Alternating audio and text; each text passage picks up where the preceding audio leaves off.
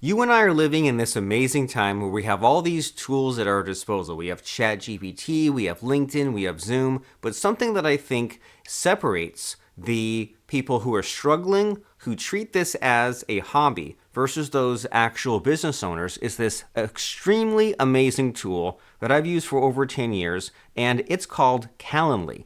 Calendly.com. Calendly is an amazing tool that allows you to basically set office hours. Because I really think that the money for you can be made in your appointments, whatever that means. I used to sit on the computer and diddle around, mess around, and I wasn't really serious. But as soon as I realized, hey, I could run webinars where someone could show up at a specific time and I could give a presentation. I could run a podcast where someone meets with me at a specific time and I talk with them one-on-one. We could run coaching calls. We could run discovery calls and basically have a calendar filled with all these sorts of appointments, such as what you're seeing here, right? Seeing where I have places to show up and I just show up and I get my meetings done, and sometimes they're paid and sometimes they're free, but that's the world that we're living in. Serious people seriously showing up to their meetings. Likewise, I go to my LinkedIn page here, and we have lots of messages like this, where if I'm saying I surround myself with adventurous entrepreneurs who have incredible stories and ideas to share, here's the link to schedule time on my calendar. When someone looks at my LinkedIn profile, one of the top links here is book time on my calendar. And so I think if you've been frustrated or you've talked yourself out of doing meetings, you have to pre-qualify people and you have to realize the reason that you're meeting. You have to decide what the objective is for that meeting. And so I think a good idea for you personally is to just try to have more conversations throughout the week with what they call your ideal prospects. And how do you do that? Well, you give somebody a link such as this. So here's this link right here. And I have a few Calendly like meeting types, they call them, but it's basically there's a general meeting and then there's a podcast interview. So I give someone this link, calendly.com/RobertPlank/meeting. So it's calendly.com/your username/ what the type of meeting is. And they choose a time slot, like a date and a time, and then they fill in their name and their email. And then you can also add a few other pre-qualifying questions, and you can probably surmise that I've added to this over time. I say, why are we meeting? What's your bio? What's your LinkedIn URL? What's the outcome? And people still fill this out. And if someone's just taken the time to answer those few questions, that really separates the wheat from the chaff, as they say. And I'm considering maybe capturing a physical mailing address. But think about this. Someone has taken the time to fill in their name and their email address and their phone number and a little bit about them. They're already someone who's serious. That weeds out so many people. And then it's up to you to have these meetings and like figure out how you can work together, as they say, and figure out where they're stuck with their business. Are they someone that needs a website? Do they need a book? Do they need someone to manage social media? Do they need someone to create a webinar for them? Sales letter, podcasts. And you don't just meet saying, hey, buy my stuff. You meet just kind of talking with them and asking about their problems with this understanding that it's a math problem, where if you can get 5-6 meetings on the calendar, and if you go through a usual process, if you know a meeting takes 15 minutes, if you know that lands you one sale at your price point, then you work backwards and say, okay, every meeting that I do is worth this amount of money, so is that a decision I want to make in my business going forward? And you just kind of play around with those. So anyway, you have this tool called Calendly, and what you do is you can just give somebody this sort of a page, they fill it out, and then what we do, let me show you what the meetings look like, or the settings. Because the thing that really sold me on this idea of Calendly is you create your account here, and you use this button here that says Calendar Sync.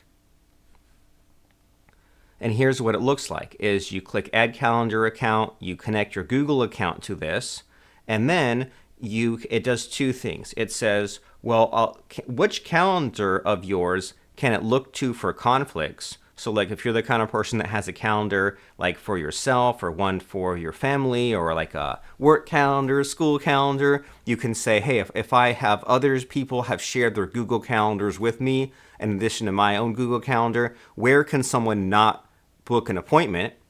And then when someone does book an appointment, you can have it fill in to your default calendar, which I do, or you can tell it which calendar to add.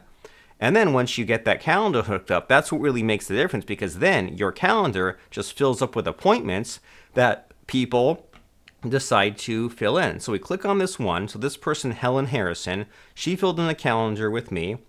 And this one, it says that she scheduled a podcast and she's entered in her bio, right? Here's all about Helen Harrison. Here's another question I asked about which questions should I ask for your interview.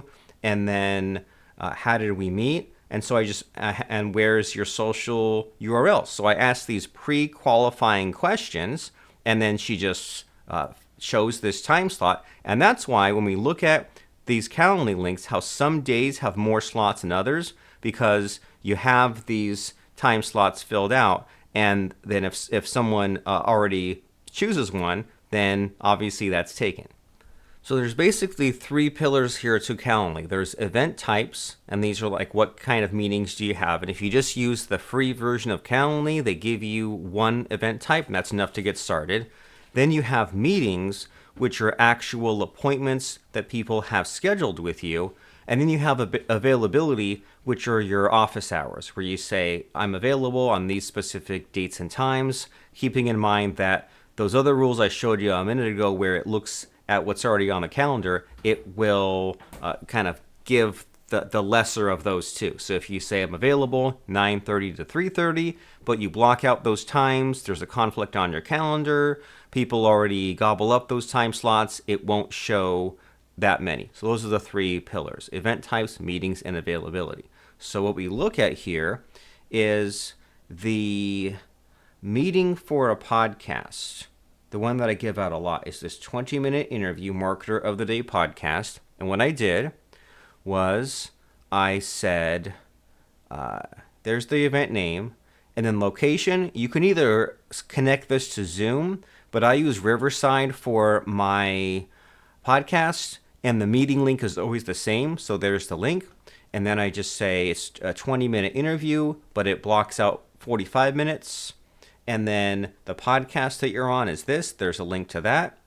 And then, so there's nothing else in those settings. And then what I do is I don't let them book many months out, but I do let them book a month and a half out.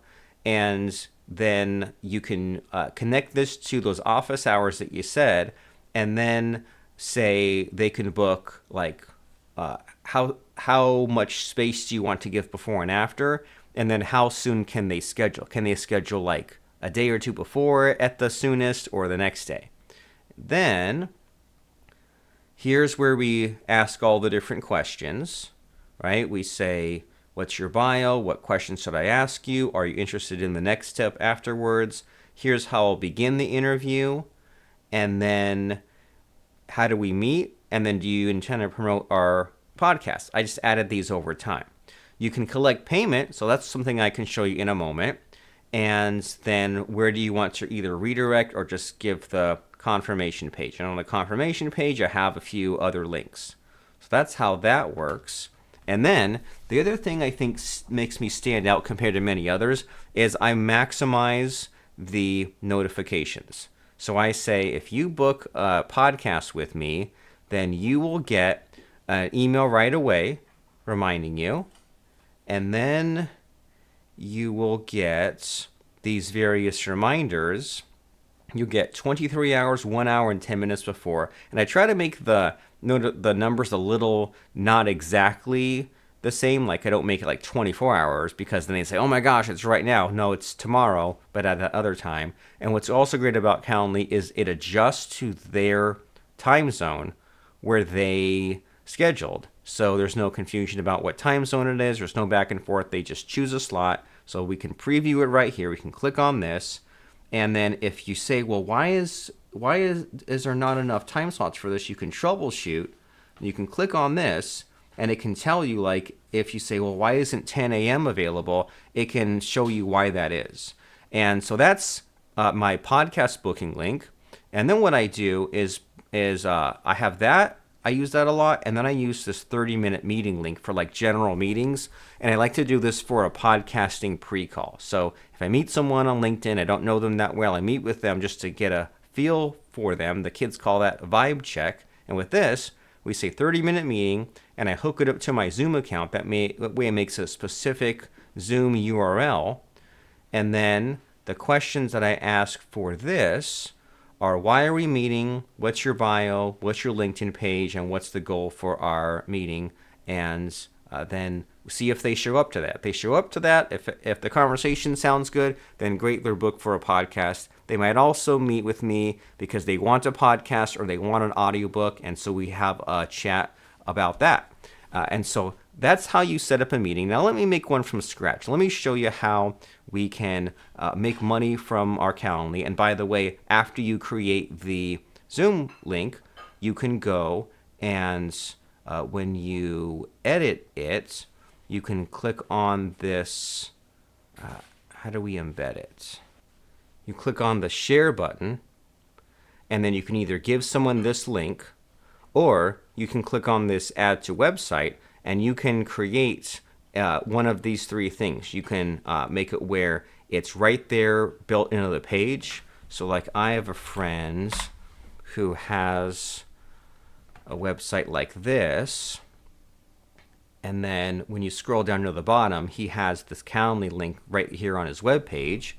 And then I also have, the way I do it is I have this website, dfypodcast.com, and then someone can find out more, or they can click on this button to schedule a consultation, and then a pop-up appears where they can schedule it right here on this web page. So you click on that share button. That's how you can create a web page. And I know many people who just have a single web page like that. It's just, hey, here's me, schedule a meeting, and that makes the money. That works for them. So how do we make a Calendly that makes you money? Well, we go to calendly.com, we click on create, and we'll create an event type. That way people can use it whenever.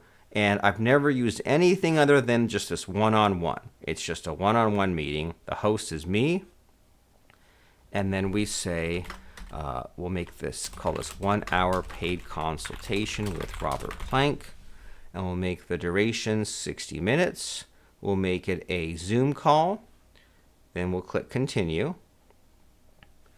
And then we'll say, this is a paid consultation with Robert Plank about either podcasts or audiobooks.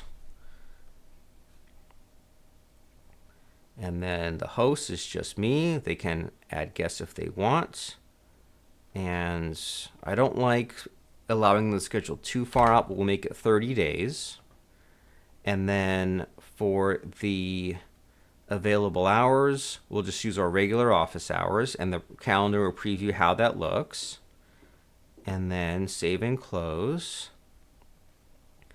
And then we'll say add time before or after. Oh, it does not let us do that. That's okay. Okay. And then save and close. And then booking page options. So we'll say, what should I know before our meeting? And then we'll make this required. And then we'll say, where is your website or anything else I need to know? Or make that multiple lines, not required. And then here's the exciting part, is we can say collect payment. So we click on collect payment, and we can do Stripe or PayPal. So both of mine are connected. Let's do Stripe. And because I've noticed, especially lately, more people are paying with a credit card via Stripe. And so we'll say it's $100, and we'll say for a 1 hour meeting with Robert Plank, can be rescheduled up to 2 times. I will provide a recording and transcript of our consultation. All right. And then display confirmation link, save and close. And then in here, we can somewhere change the URL. So we just set up this 1 hour paid consultation, and we want, I thought there was a way to set a special link for this. Okay, so here's how we do it. Under booking page options, we have calendly.com / our username, and we'll make this / consultation. Okay. And there we go. And now, if we just click on share, and let's say we just copy the link, and then we open in a new incognito window and try it out, what will it look like? Here's how it looks.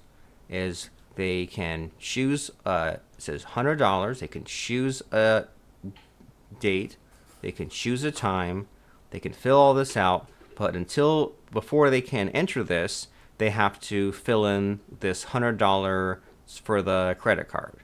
And so that's how we do it. And if we miss the meeting or they miss the meeting, then that's a little something that we have to juggle and send them another meeting link. But that's how it's done. That's how you use Calendly. They make it as simple as possible. You should make it as simple as possible. At the very least, set up a way for someone to meet with you for 30 minutes for free, and then enter it on your LinkedIn profile. And when you message people, find a way to give that in messages, and don't just hand it out for no reason. Have a specific purpose, and that is how you use Calendly for your office hours for both free and paid meetings, that checks for conflicts in your Google Calendar, that also sets meetings in your calendar, and also sends email reminders and text message reminders that way. If you run a podcast, if you want to just expand your network, if you want to get paid coaching that you offer, Calendly is your way to do it. Go ahead, do it right now. Have a lot of fun. We'll talk to you next time.